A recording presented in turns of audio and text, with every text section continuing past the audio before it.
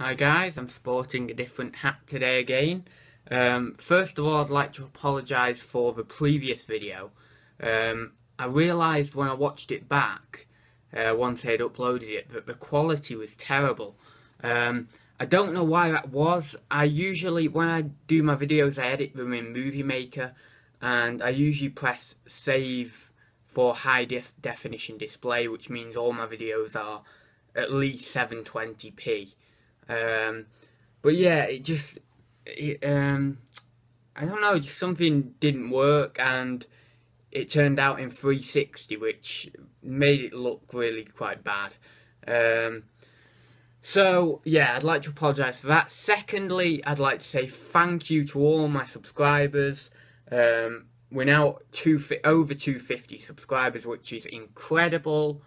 And I've got, I think it's 12,000 video views, which is just amazing. I mean, in the 6 months I've been doing the reselling on this channel, because I have used this channel for previous things, when I used to make money on like social media and stuff. But yeah, for 6 or 7 months I've been doing this channel, for my reselling. It's just been crazy. The growth has just been crazy. The questions people are asking, the amount of questions I'm receiving through emails and private messages and things like that is just incredible. So thanks guys, it really means so much. I'm just lost for words. If you ever want any questions answering, then you're very welcome to come to me. If I was asking a question, I wouldn't come to myself first, but if you want to come to me, then fair enough. Yeah, so I've got quite a few questions to get through. I don't know if I'm going to get through them all. And also, there's some questions that I'm not actually sure whether people want answering there and then in the comments section, or whether they're actually meant for Thursday talks. So in future, if people could put in the comments, if you're doing a question for Thursday talks, I know a few people do this already, but if you could just put something like Thursday talks question, or question for Thursday talks. I know a lot of you do that already, and it's a big help because it means I know that you want it answering in these videos rather than just in the comments section. But yeah, if you could all do that, that'd be great. And again, if you've got any questions you want answering, reselling related for next week, on next week's show, then please drop them below by all means. If you want more in-depth answers, you're very welcome to email me on my email is over on my website. So yeah, just wanted to say thank you for the 250 subscribers, and now I will get on with it because otherwise it will be a very, very long video, and I know a lot of people aren't too keen on longer videos, and there's some people who like them. So anyway, I'll just try and get it done as quick as possible, and I hope you enjoy. So Carp Fishing Adventures asks, how much do you think you have invested into stock currently? What would be the value if sold, when sold? Yeah, so that's the question. Yeah. So currently invested in stock. Oh, I'm trying to think. In terms of what I've got listed on eBay, I wouldn't say more than £200-300. The value if sold on eBay, where it says, if you know what, where it says your quantity of items you've got listed and then value if sold, would be 1,500, just over, I think, with all the items I've got on eBay. If they all sold today, that's what I'd make. But in terms of the stock I've got in the other room that's not listed, there's probably another 300 quid's worth there. So I'd say I'd say around the 2,000, maybe slightly less than 2,000. Yeah, so I've probably got about 300 to 400 invested, 300 listed, and then another 100 quid's worth of stock, or 50 quid's worth of stock not listed, because I've not got much of a reserve at the moment. What would be, yeah, that's both of those answered, isn't it? So next one, Miss Beauty 79. Do you think that you will branch off and sell on Amazon and close your eBay shop? I don't think I'd do Amazon solely. I think you need that mix. I know a lot of people are great at just doing eBay and great at just doing Amazon. There's a lot of people over in the States that just do Amazon or just do eBay. And even in this country, we've got Ken Chapman, who just does eBay. And I'm pretty sure there's a few people who almost pretty much do Amazon in this country, in the group as well. When I say in this country, I just mean in the group. But yeah, I'm sure there's loads of people in this country who are resellers who are not in the group who solely do Amazon or solely do eBay. But no, I wouldn't. I would do both. I've over this couple of weeks, I've got back to eBay more and I'm doing Amazon a bit less. Obviously, I'll be sending in another shipment next week. But I've just sort of reined it in a little bit on Amazon. I've not sent a shipment this week. For the past 3 weeks or 4 weeks, I've sent a shipment every week. And this week I needed to concentrate on eBay, and I still am doing to this day. And tomorrow and Saturday and Sunday probably. So, yeah, I like eBay. I've really enjoyed getting my listings up. I've really enjoyed going back to eBay after I've had a bit of a stint on Amazon. But no, I do both. I like Amazon. I love the whole FBA process. But I love the whole eBay process. I'd never give one up. So yeah, that answers that question. What do you enjoy selling the most? I'd have to say it's vintage board games. I've always loved playing board games, sort of thing. Not so much anymore, but like on rainy days and stuff. Because when I was growing up, it was sort of in that sort of, it was in the period between sort of phones really taking off. So when I was sort of younger, we didn't really have mobile phones or anything. We just, we got them, but only when when it was like 2010. So when I was about 14. But I think before that, really, we were a lot into board games, me and my friends. And I used to go around, we used to play Risk. We used to play board games for hours on end if it was raining or if it was a dull day. Otherwise, we'd be outside, obviously. But I remember playing Risk for hours on end. Rummy Cub was a big one. Monopoly was a big one that caused a lot of fight. And I remember Monopoly was a big hit with my grandparents. I used to play that. I used to want to play that all the time. Monopoly was my game, really. Sort of says something because I'm in business now, which is weird. But yeah, I've played so many just over the years. Trivial Pursuit for kids. Just loads. Honestly, loads and loads and loads. Cluedo, although I never really was big into Cluedo. Yeah, but I'm not going to list all the ones I played. But yeah, I used to play them a lot. And I used to like reading books and stuff a little bit. I don't anymore. I don't read books anymore, which I should do, really, because it helps your mind. But yeah, I used to love all that. So I'd say vintage board games. Unusual items I like selling as well. Off the cuff, different items. And books as well. As you know, as you all may know, I do a lot of books now, children's books. I like selling Harry Potters because, again, they were one of the things I read, and Harry Potter is sort of like my generation. It all came in. I was basically around the same age as like Daniel Radcliffe, or just a couple of years younger, when they were doing the movies, so I was pretty much in sync with their ages, so I loved that, and obviously that made me watch them. So I watched the movies, and before watching the movies, I read the books and stuff, so I was big into that, so obviously I liked selling those. But I think with anyone, you sell what you're most interested in, and you enjoy selling what you're most interested in. So for me, I enjoy selling board games and books because I was really interested in them. I mean, I still am. I still occasionally play board games. More, I would say different board games now. I play like things like chess, and I still play like quiz games. I enjoy playing quiz games and general knowledge games.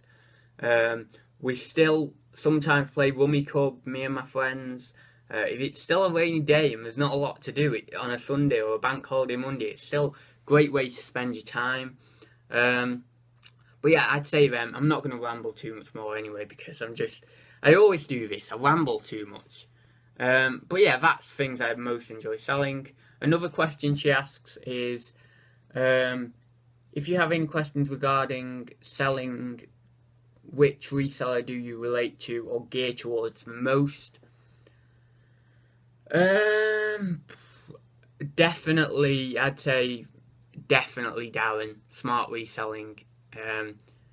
Any questions I have, I either go to him, who's really, really helpful. And if you have an FBA question, I would suggest going to him. And who else? I've asked questions to a lot of the resellers. Sean, Nick, Sam, Tez Nutkins. I've asked loads of questions to people, but I'd say the one I gear towards the most is Darren from Smart Reselling. Right, so I've just got to go out of this comment section and go on to another one on a different video. So I think it is this one. Yeah, right, these are the questions I'm not sure you want answering in the comments section or through Thursday Talks, but I'll answer them now anyway. But as I say, in future, if you could just put like question for Thursday Talks, that would be great. Ryan Bibblings, I think that's how you pronounce it. Bibbings, I think that's how you pronounce it. Sorry if I pronounced that wrong. What do you use the black wrap for again?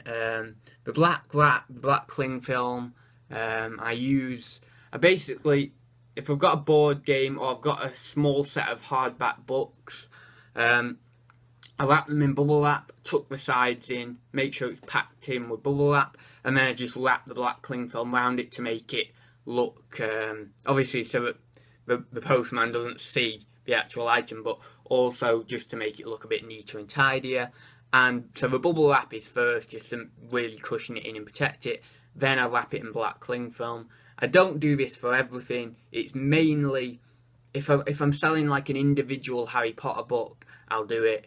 If I'm selling a board game that's in fairly good condition, the box isn't bashed in. If the box is really bashed in, what I'll do is I'll put an extra layer of bubble wrap around it, or even if necessary, I will put it in a box. But generally, I don't put board games in boxes unless it's a vintage one and I really want it to get there safely. But of course, board games can be quite heavy anyway, and it only adds to the weight if you're putting it in a box, and that can add to postage costs. So yeah, what I use it for is just mainly books and board games, and I just wrap them in bubble wrap and then wrap them in this black cling film. Paul Penders, who he's not asked a question before, so he may be new to my channel, I'm not sure.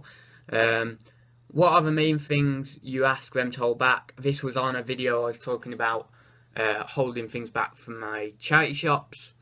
Main things are, I basically wrote a list. I should type it up and then give it to them again, but I wrote a list and I get them to hold back revision guides because they're great for FBA. There are a lot that you need to watch out for and that have next to no value on FBA, but there's certain ones like AQA ones that are really good for FBA, so I'll take them, and I get books for 10 pence each, 20 pence max, so you know, I get them for pennies. And plush toys, Disney plush toys, board games, vintage or otherwise, any children's books, certain mugs and ceramics, media products, sealed DVDs, PS2 games, Xbox games, PS3, Wii, you name it, DS,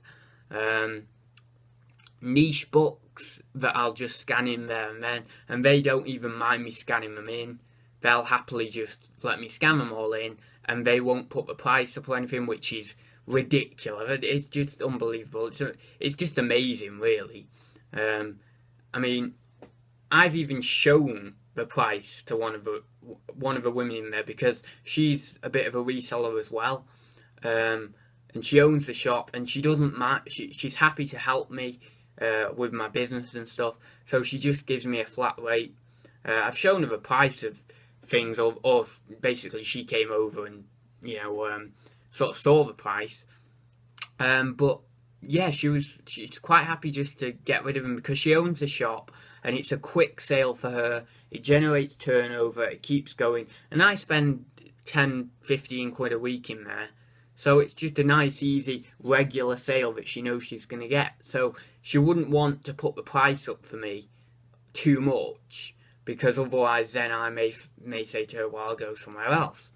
But yeah, that's what I do. Loads of different things. I ask her to keep back Harry Potter books and stuff, all that usual stuff. Yeah, and as I was saying, niche books like flower arranging things do well on FBA. Some of them do, and some animal books do really well on FBA. So that's. Oh no, wait. Oh no, yeah, no, that's okay. That one's sorted. Yeah, so that's everything except one question from David McGregor, who commented on a status or status. I don't know which one's the American version. I think it's status, I think, is the one, the English one, isn't it? Oh, I'm terrible. Right, so he commented on one of my posts on the reselling group. I'm just going to say that. Saying something about, I can't remember it, but it's going to take me ages to pull it up. I'll see if I can. I don't want this video getting too long. I don't know how long. Oh, here it is. Oh no, wait, I clicked on the wrong thing. Damn it. Right, it's loading. Well, the computer's froze. Oh, what's happened now?